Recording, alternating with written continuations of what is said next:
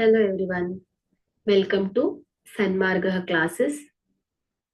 ಭಾಗಲಬ್ಧ ಸಂಖ್ಯೆಗಳು ಅಧ್ಯಾಯದ 19ನೇ ಪ್ರಶ್ನೆಯನ್ನ ಗಮನಿಸಿ. ಭಾಗಲಬ್ಧ ಸಂಖ್ಯೆಗಳಲ್ಲಿ ಆವೃತ್ತವಾಗಿರದ ಗಣಿತದ ಮೂಲ ಕ್ರಿಯೆಯು ಆಯ್ಕೆ ಎ ಸಂಕಲನ, ಬಿ ವ್ಯವಕಲನ, ಸಿ ಭಾಗಾಕಾರ, ಡಿ ಗುಣಾಕಾರ.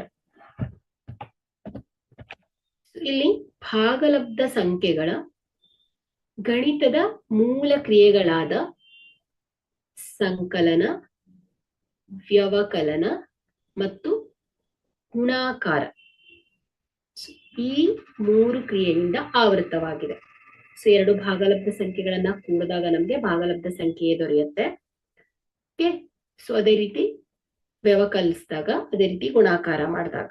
ಸೊ ಹಾಗಾಗಿ ಇಲ್ಲಿ ಸಂಕಲನ, ವ್ಯವಕಲನ ಮತ್ತು ಗುಣಾಕಾರದಲ್ಲಿ ಏನಾಗಿದೆ, ಆವೃತ್ತವಾಗಿದೆ.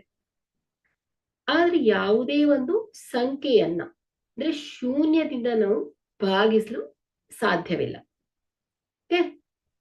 ಕಾರಣ ಮತ್ತು ಭಾಗಲಬ್ಧ ಸಂಖ್ಯೆಗಳನ್ನ ಭಾಗಿಸಿದಾಗ ಬರುವ ಫಲಿತಾಂಶವು ಏನಾಗಿರುತ್ತೆ, ಯಾವಾಗ್ಲೂ ಭಾಗಲಬ್ಧ ಸಂಖ್ಯೆ ಯಾಗಿರ್ಲೇಬೇಕಂತ ಇಲ್ಲ. ಓಕೆ, ಉದಾಹರಣೆಗೆ ನೋಡಿ, 2 ಡಿವೈಡೆಡ್ ಬೈ 0. ಓಕೆ, ಸೊ ಇದನ್ನ ಭಾಗಾಕಾರ ಮಾಡಿದಾಗ ಸೊ ಇದು ನಾಟ್ ಡಿಫೈನ್ಡ್ ಅಂತ ಹೇಳ್ತೇವೆ.